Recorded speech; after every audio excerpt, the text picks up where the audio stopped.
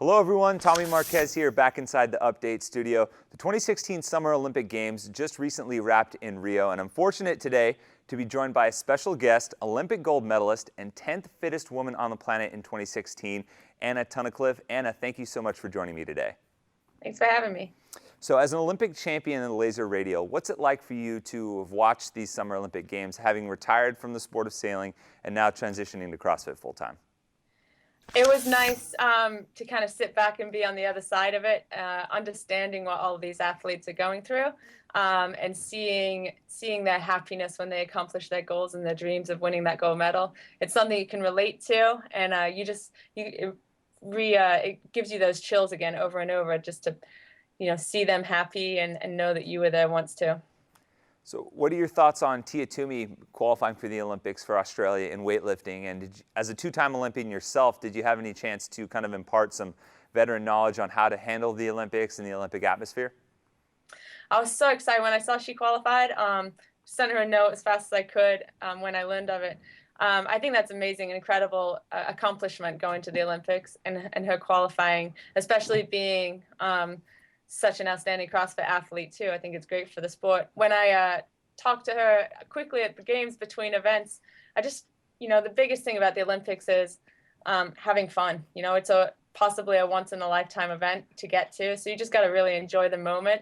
And ultimately, I think the one biggest piece of advice I tried to pass on was when you actually are competing, it's just the same as any other event. So for me, sailing, it was just another sailing regatta. For her, lifting, it's just another meet. So I tried to just say, like, enjoy the moment, but it really is just another meet when you're actually competing.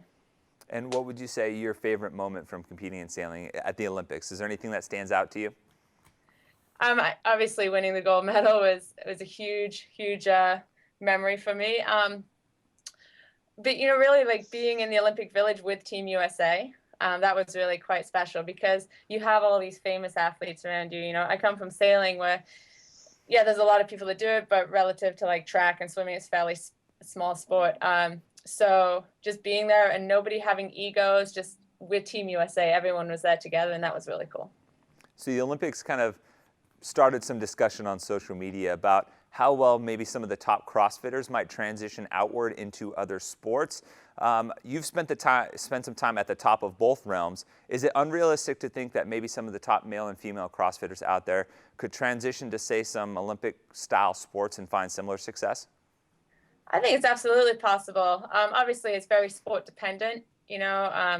Some of us are built certain ways that we're not going to be, sprint stars, or we're not going to be Olympic weightlifters. But if you find the right sport for you, I think it's totally possible.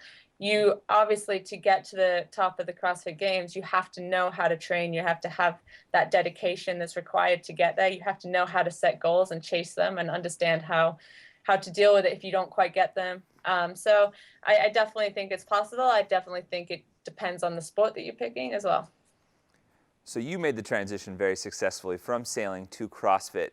What about your preparation and training as a sailor helped you find some success in CrossFit early on? I think I knew how much time was required to kind of get to the top.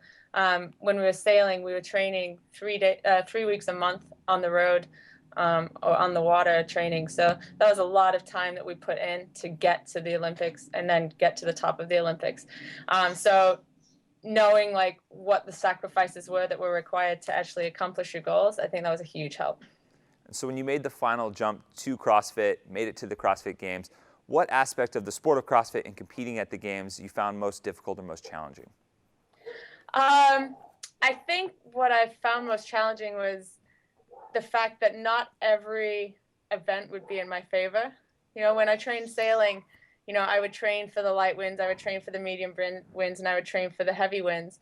And yeah, I might not be as strong in one, but like me not being as strong in one would be like finishing 8th or 9th in a race versus 2nd or 3rd. Here at the Games, you put a heavy lift in. I'm like, okay, well, we know where that's going to go. But you put a running event in, and that might be, a little bit more in my favor. So understanding that it was okay that, you're not necessarily going to be at the top of every event. Shifting gears a little bit and focusing on your individual performance at the Games. Your rookie year, you finished 9th in 2013. Then you had back-to-back 22nd place finishes in 2014 and 2015. This year, you make it back into the top 10, a stellar performance. What was the biggest difference about you as an athlete that allowed you to get back up into the top 10? I think this year I just stayed injury-free. 2013, I came in as a rookie, just had fun, didn't know what to expect. Everything went really well. 2014, I tore my plantar fascia off my heel during the triple threes, and so struggled to walk for the rest of the event.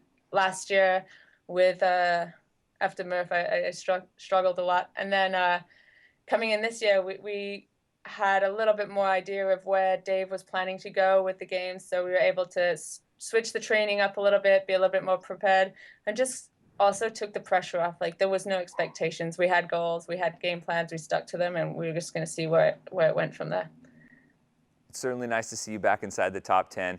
I hear you have some developments and some new things going on in your life. Can you report on that? So in a couple of days, I'm getting married to Brad, my coach, fiance, best friend. I'm really excited for that. And then my family and I are opening up, or have opened a new box in Pennsylvania, so we're really excited for that as well. Congratulations, that's fantastic. Some wonderful developments there. And what else can we expect from Anna Tunnicliffe in 2017? Yeah, we're just going to put the head down, start training again, and just start, at this point, get ready for 2017 and see where it takes us. Well, Anna, thank you so much for joining me. I really appreciate you taking the time to chat with me. Thank you very much. The Team Series registration is live now. You can go to the Games site, click on the Team Series tab on the right-hand side, find a couple of friends and compete. The first workouts are announced September 6th. Should be a lot of fun.